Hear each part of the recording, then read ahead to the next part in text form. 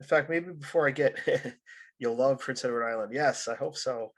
So before we get started formally, there's a few ways to ask questions. And questions are encouraged, and I hope we have enough time to really have a conversation as well as some presentations. But you can ask in the Q&A.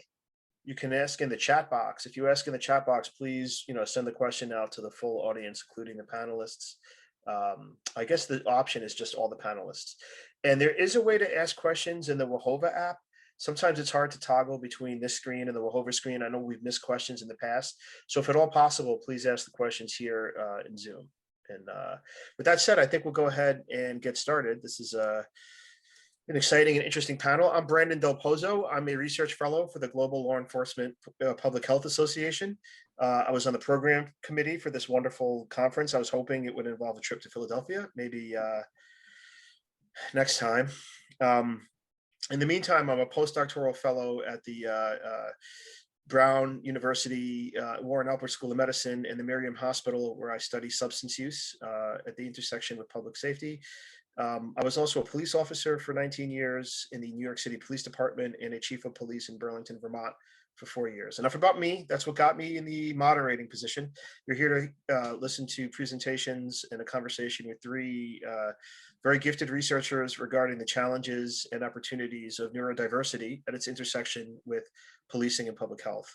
I'll give you a brief intro to the three, and then we'll go ahead and dive into the presentations. So Menno Segeren, I hope I got that right, was trained as a social psychologist at Tilburg University in the Netherlands. Since 2010, he's been working as a researcher at the Public Health Service of Amsterdam.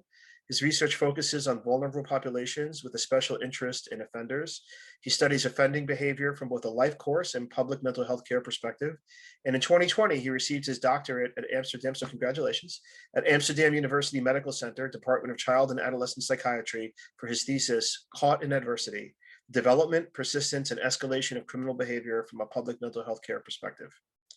Also joining us is Dr. Flora Matheson. She's a medical sociologist and mental health and addiction specialist.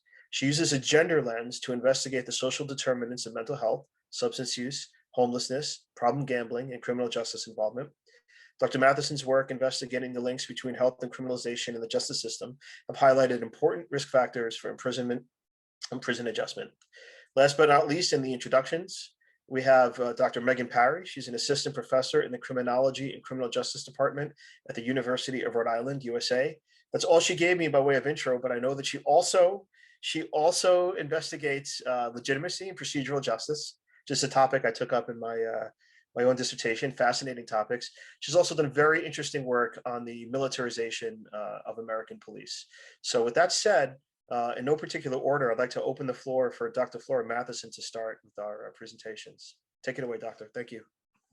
Thank you very much. I didn't realize I was going first, but that's okay. Good. Do you need a moment? No, I think I can manage. Thank you. I didn't know you were going first either until I flipped the coin. So. Okay.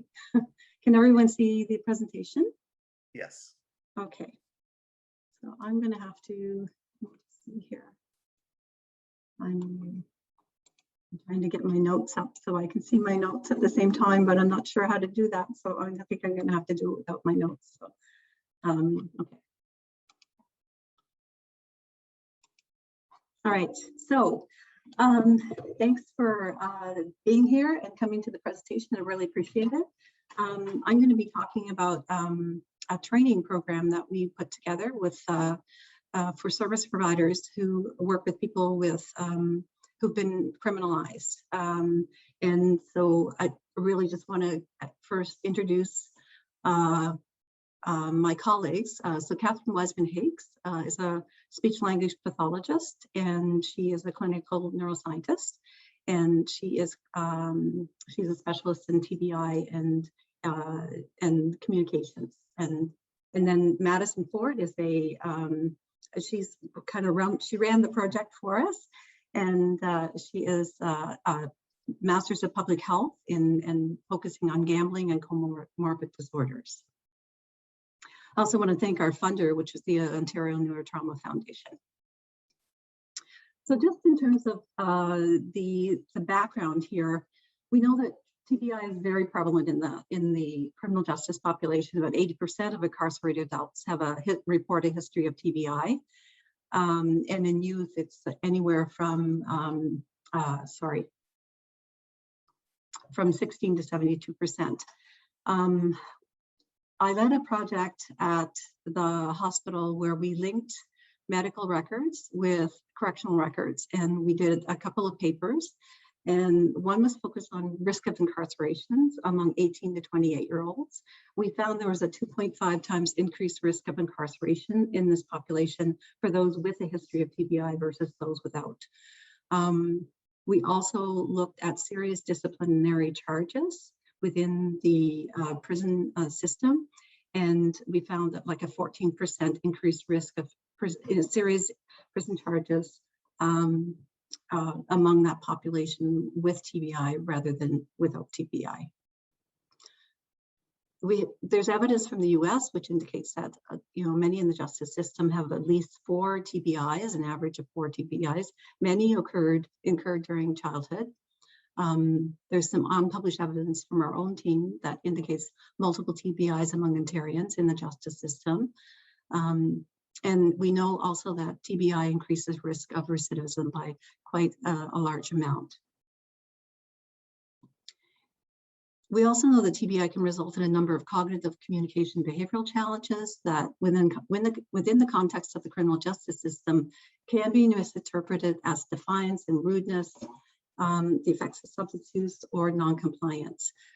So this misinterpretation isn't surprising, given that most staff in the criminal justice system lack training. They don't have the training on TBI, and they lack the knowledge and skills to recognize and adequately manage these challenges.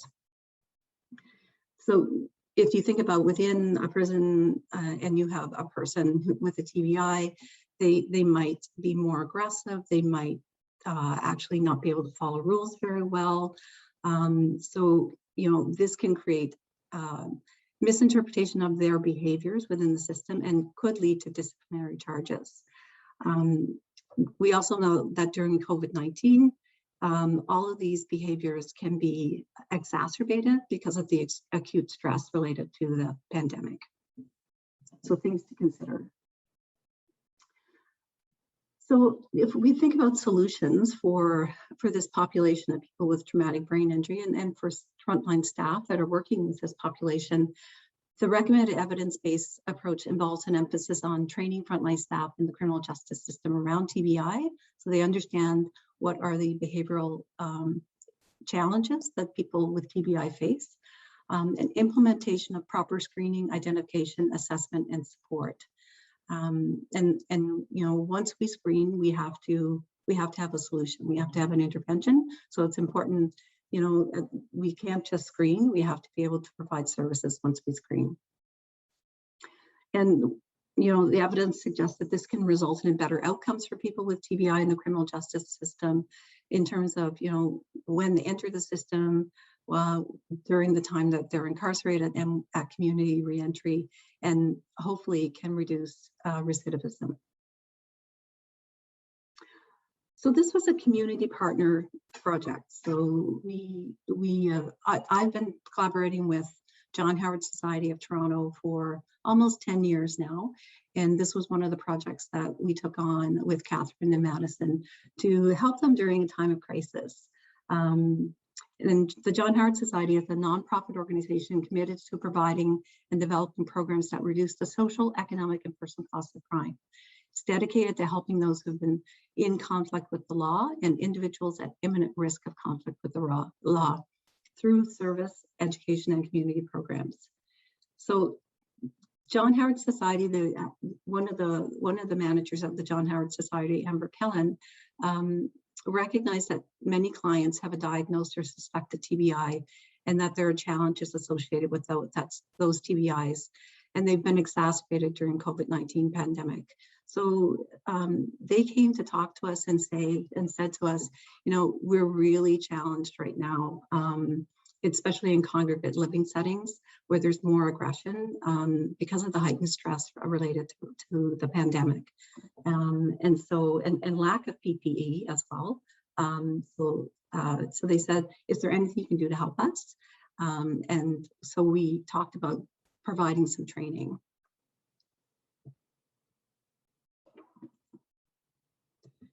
So we submitted an application to the Neurotrauma Foundation, and we were successful in getting funding. It was an 8-month funding grant, so we didn't have a lot of time, so we had to hit the ground running, which we did. So basically our research aims are to develop, implement, and evaluate a formal training program for TBI for all John Howard Society Toronto frontline staff, and to introduce and implement a TBI screening tool within the John Howard Society Toronto for incoming clients. So really to try to set them up so they can have success with their clients and their clients can have success. The training was developed and delivered through and kind of set up through competencies developed by a panel of international clinician researchers and brain injury advocacy organizations with a focus on the intersection of TBI and the criminal justice system. And it's also adapted and developed through findings from a systematic review that was led by Catherine Wiseman-Higgs, who's a collaborator on communication partner training for people with TBI.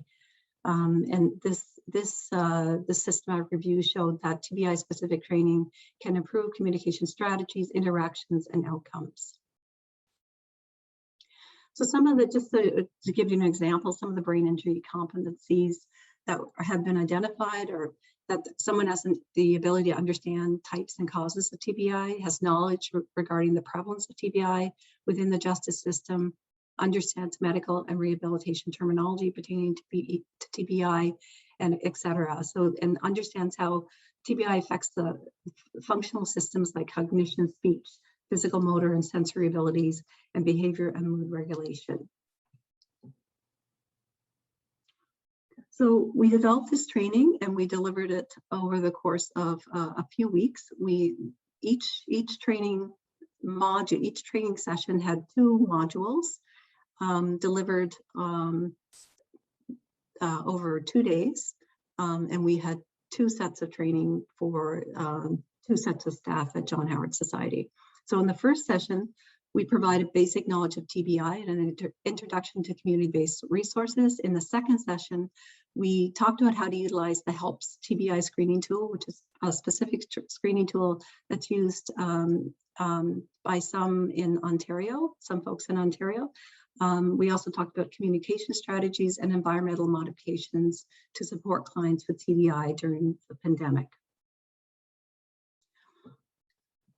So one of the other pieces of this project was to evaluate the training. And so we had 37 people that participated in the training.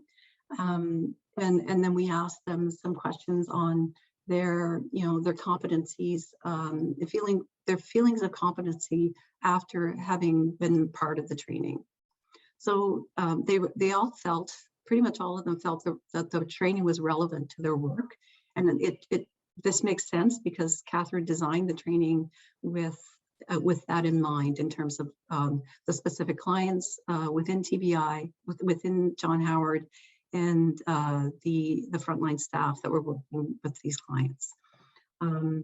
So they said they had confidence in providing effective case management after the training, de-escalation of anxiety and aggression among clients, ability to recognize that a client may have a brain injury, recognizing how your own communication style may affect a client's ability to understand what you're saying to them or the situation, recognizing the challenges experienced by clients, and knowing how and where to access resources for clients with TBI. They also felt comfortable responding to clients with TBI and supporting clients in everyday activities. So as I said just a few minutes ago, we did this, we developed this training, implemented it, and evaluated it within an 8-month time frame. So we didn't have a lot of time to put everything together, but it came together quite nicely. But I think, within the context of COVID, we had some limitations that arose during the course of the project. One of them was that we had 37 people, I think there were 72 in total frontline staff. And so not everybody was at the training, which was, it was disappointing, but it was also understandable because they were really faced with a lot of challenges during the pandemic, and continue to be faced with challenges in terms of being able to provide services in-house, which often they cannot anymore, and so service disruptions and all often closure of services, and also their own distress and stress during the pandemic, and trying to manage everything that they need to manage themselves around in their own world. So I think that affected the number of people that participated in the training. We have some additional feedback from the training evaluation. That they learned about available community resources. So one of the things that I found interesting is that there are some services available for traumatic brain injury within the Toronto area, which is where this project was set, that the frontline service providers actually weren't aware of. And so one of the good things about this training is that it provided them with some options for referral for their clients with TBI, options that they didn't have previously. They gained a better understanding of TBI itself, and they gained comfort and confidence in working with clients with TBI. One of the things they expressed was a need for more training on case management with clients with TBI and managing behaviors of clients with TBI. So, trying to understand the behaviors and then help the clients manage those behaviors.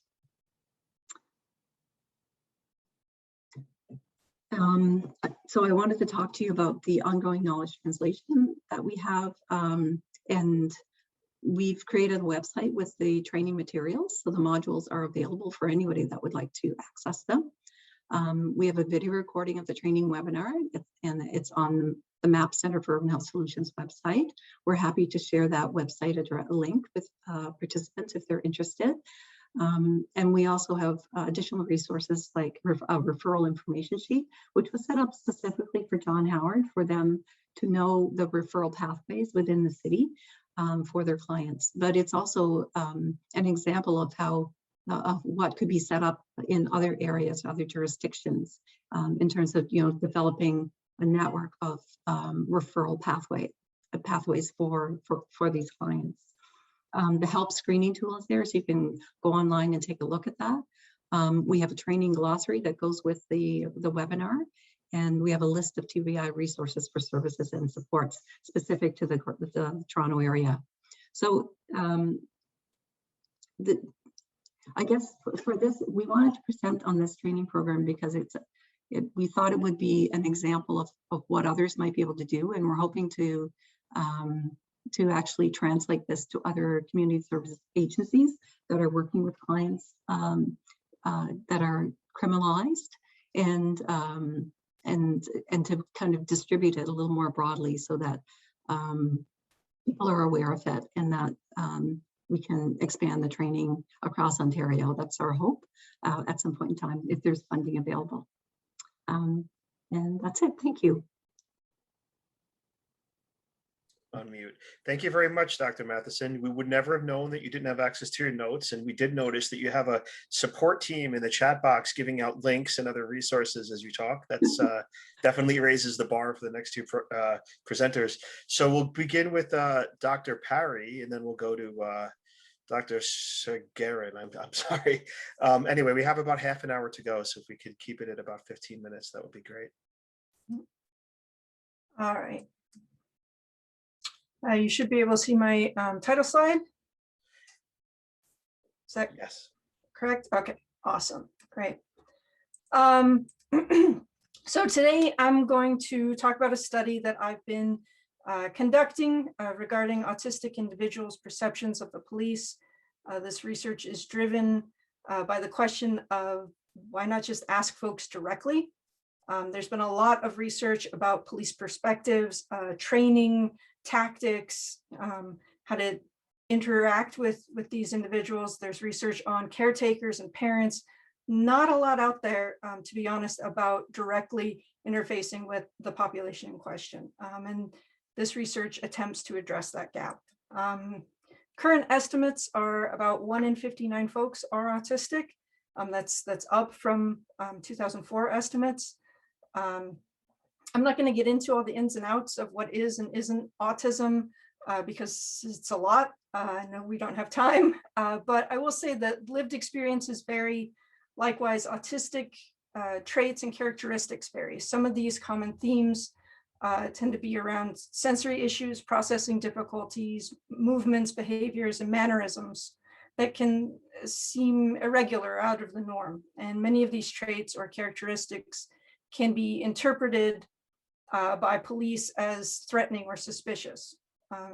The US has seen a good number of public events that have brought the result of police being in violent conflict with autistic individuals. But at the same time, we've also seen a lot of departments take part in awareness campaigns, posting videos and other advertising about that. So that brings me to my research question, which is, what are autistic individuals' attitudes and opinions about these law enforcement run awareness campaigns? A little bit about my survey, how I went about answering this question. It's a self-administered online survey. The survey was created with the assistance of a consultant who works with the autistic community and who is autistic themselves. This was important to make sure that I had the wording of certain questions correct, and I wasn't inadvertently making some assumptions that I shouldn't be. Survey was open to all individuals. Today I'm focusing just on those who identified themselves as autistic. The survey was in like a deep dive on perceptions of police, fear of victimization, as well as different sort of awareness campaigns and other measures, which is what I'm focusing on today. I use crowdsourcing to get at this hard to reach population. So Twitter and Facebook primarily, folks shared the ad. It's actually still ongoing. I'm still collecting data. At the end of the survey, I had an incentive for $100 to enter into a raffle for a $100 gift card. For this part of the sample, 113 people, average age is 30 years old. Average age of diagnosis is 22. The majority are white, heterosexual, employed, at least part-time, and just over half identified as male. I looked into 2 different forms of law enforcement awareness campaigns, patches and vehicles. I provided examples of each along with some questions about them. Here's the example that I gave for patches, trying to gauge how folks were feeling. And then afterwards I asked sort of, can you tell me more? So 10 questions about the patches. Responses were 4-point Likert scale, strongly disagree, strongly agree. Just for the sake of time, I'm not going to read them all to you. I'm happy to go over any of the questions that I asked though, but just really briefly, officers wearing these types of patches make me feel safe. They would be good at interacting with autistic children or adults. I can trust the officers wearing these types of patches. And then just generally, I support officers wearing these patches.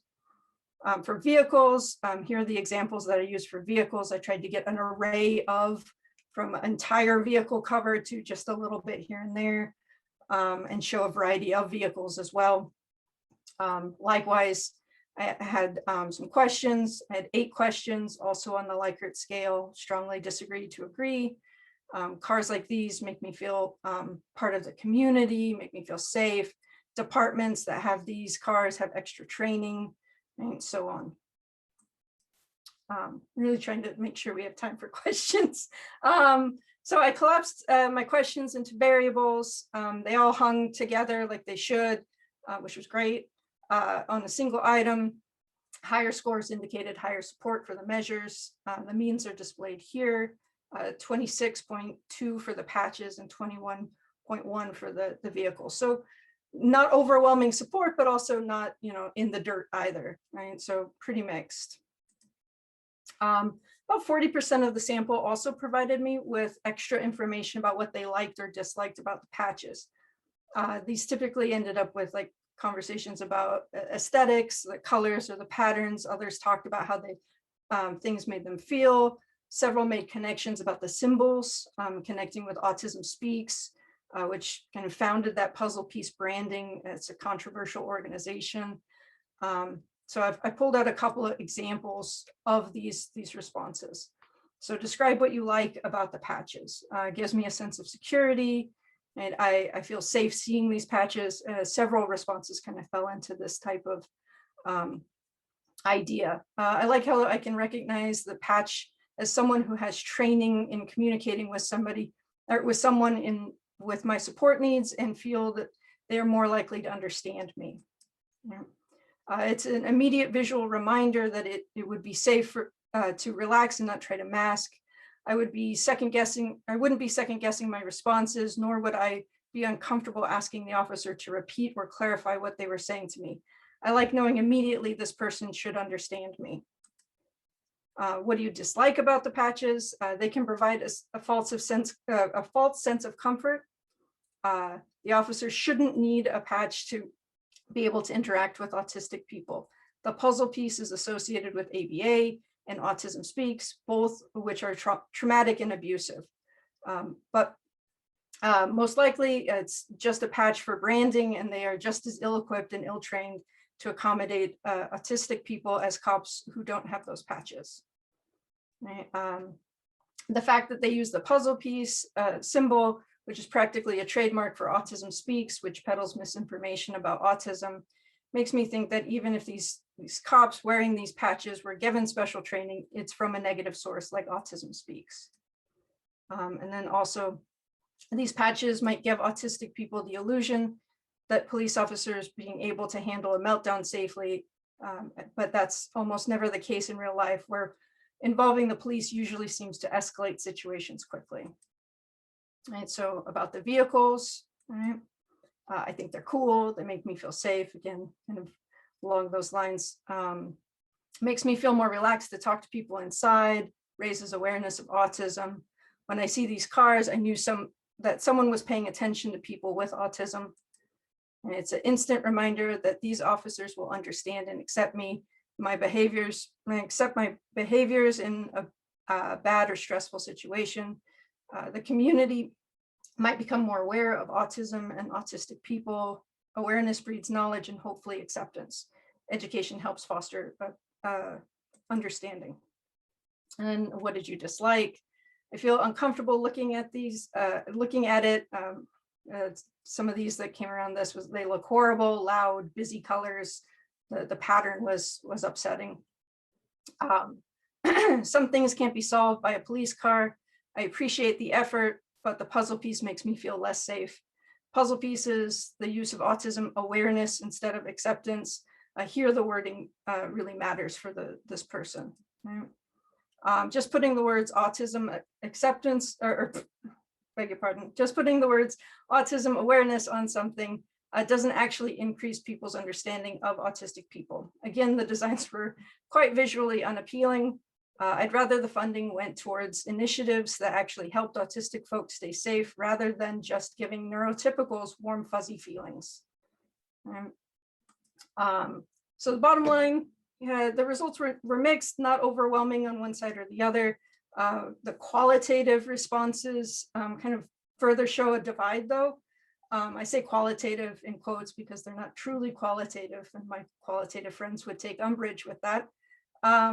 But many respondents indicated that in terms when it was the negative, how hurtful and upsetting the puzzle piece in particular was, given its connection with controversial practices and harmful organizations.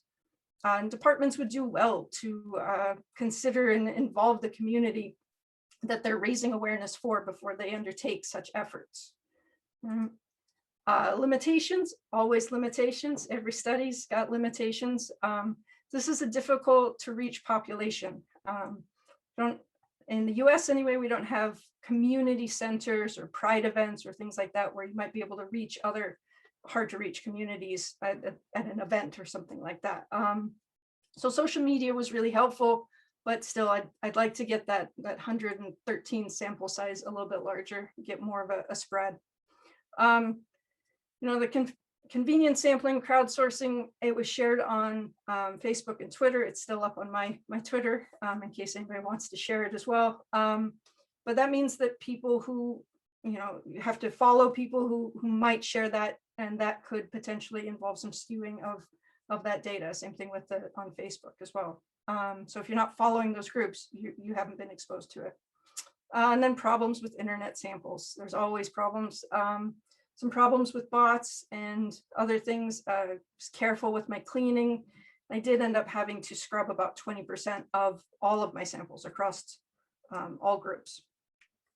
So moving forward, I'd like some things I'm either working on or like to see from others, some cross-group comparisons, comparing how the general public feels, how autistic individuals feel, cross-national comparisons, how are other folks in other countries interacting with their police, some more real qualitative methods, focus groups and interviews, really sitting down with folks and finding out how they feel.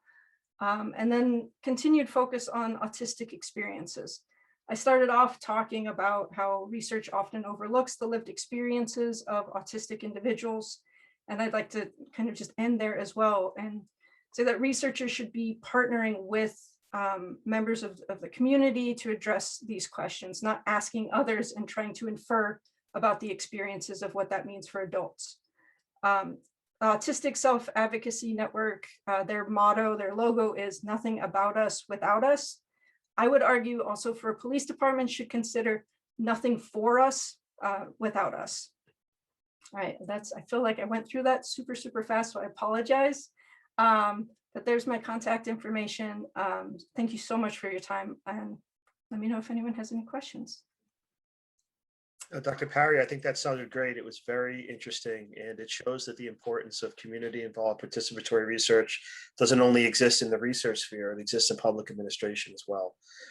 So on the heels of that presentation, Dr. Seguerin, if you'd like to present your work, the floor is yours. Thank you. Thank you. You can hear me, right? Can you hear me? Yes. Okay, thank you. Yes. Okay, you'll see it once you get it. I'm presenting a study into the intellectual disability among violent repeat offenders in Amsterdam, and we have tried to associate it with psychopathology and self-sufficiency problems. I have no conflicts of interest to report. We know that psychiatric disorders are very common among offender populations. Unimportant but relatively understudied psychiatric disorder, at least in the Netherlands, is intellectual disability, ID. ID is associated with developing antisocial and criminal behavior, which may explain the overrepresentation of people with ID in the criminal justice system.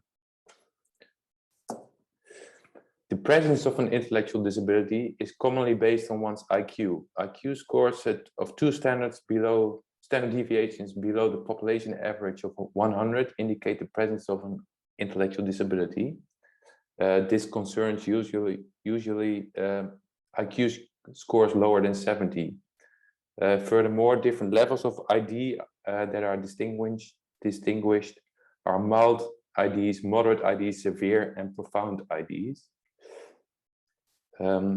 Studies into the relation between IQ and crime have shown that people with either very high or very low IQs are at low risk of developing criminal behavior, whereas people with below average IQs have a high risk.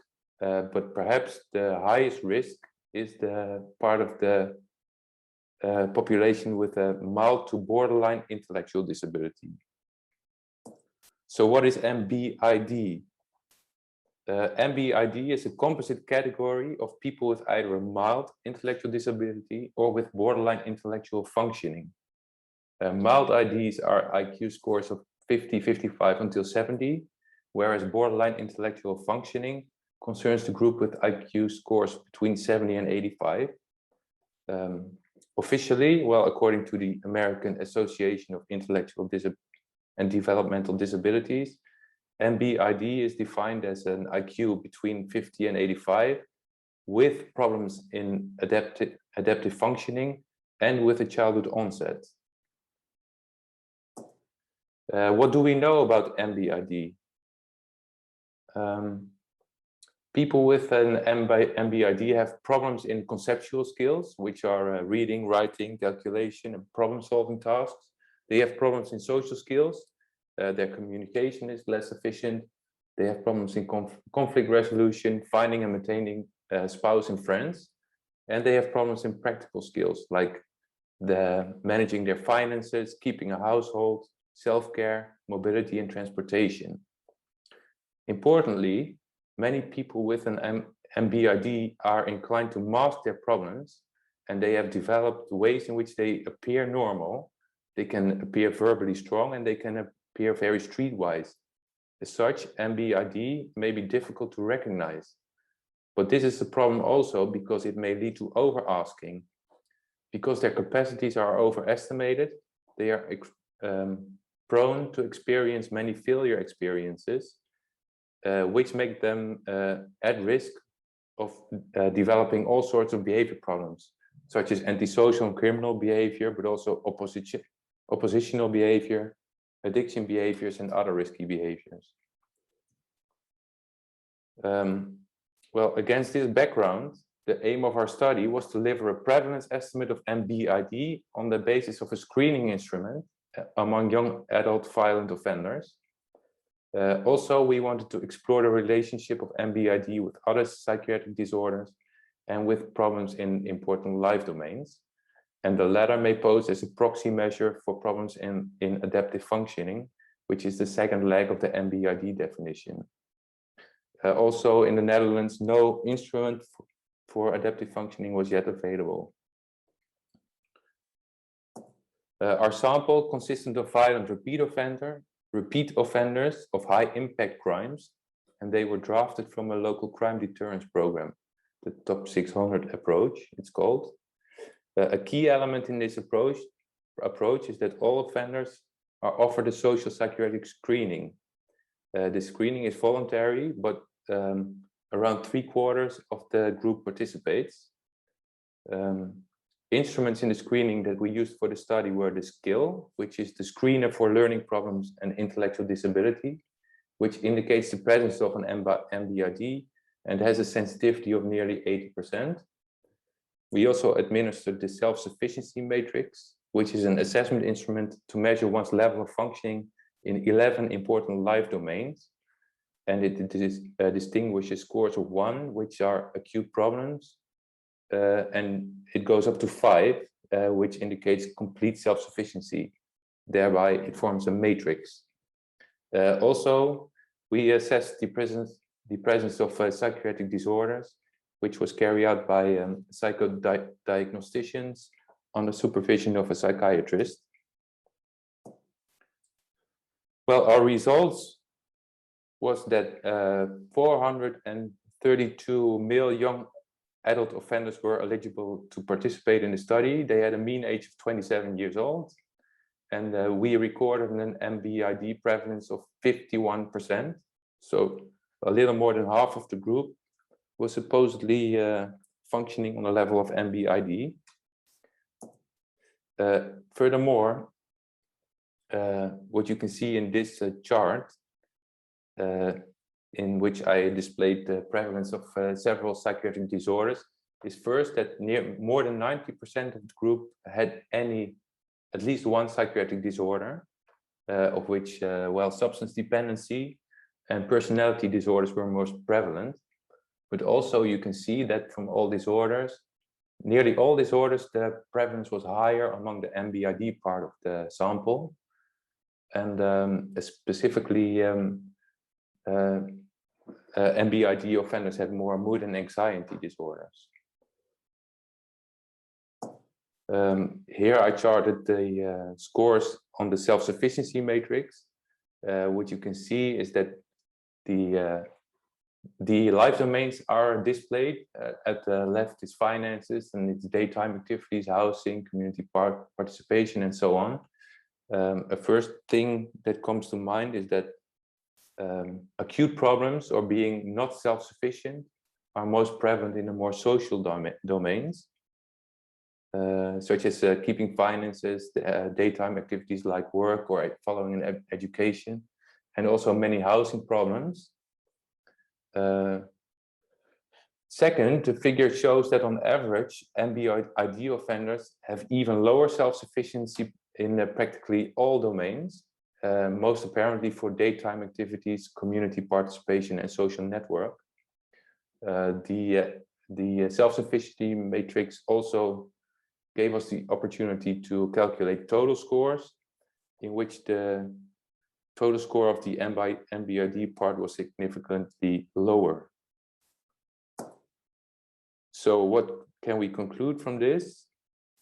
Well, first of all, our sample of violent offenders constitutes a multi-problem group with nearly half a suspected MBID, a severely elevated prevalence of psychiatric disorders, and functioning problems in many life domains simultaneously. Together, these findings necessitate a combined response from law enforcement and public health, as both cannot counter these problems without the other's expertise.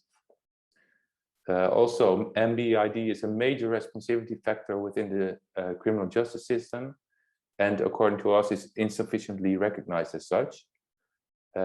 Failing to detect MBID, however, may lead to overestimation of the offender's capacities and more failure experiences, and therefore less favorable outcomes. A last thing to mention, which is important and also aligns with the first speaker, is that it is important to distinguish having an MBID versus functioning on the level of an MBID, because in our sample, we couldn't determine the childhood onset, but we know that MBID can be congenital or acquired, for example, due to a neurological disease or due to traumatic brain injury. And functioning on the level of an MBID can also be caused by having grown up in poor living circumstances. They can have more, or they can score lower due to disrupted school careers, high ACE exposure, and cognitive impairments due to survival modes or substance abuse. But it is very important to identify exactly what is the underlying cause of the MBID in choosing which type of intervention approach is most effective. So that was my presentation.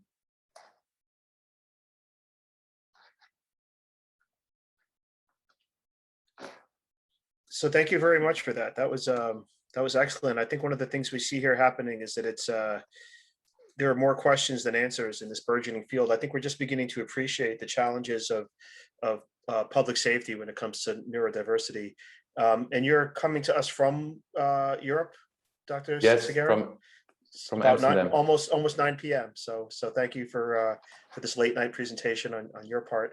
I know, Dr. Parry, there was a question in the chat that Isabel is a professor at the University of Tasmania, when she's not editing books on public health and public safety. She's apparently in every presentation that I've been in, so she's burning the midnight oil. But she did ask a great question about how to move to the next step in reconciling these tensions between autism and policing. And I don't know if you wanted to talk about that.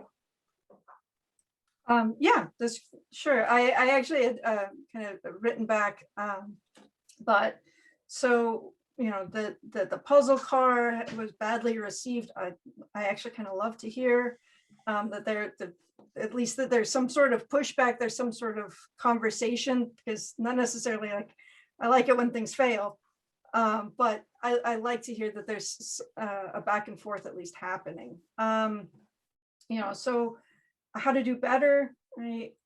I think departments, you know, I think departments really need to be connecting with community. They need to connect with the folks that are out there advocating for changes.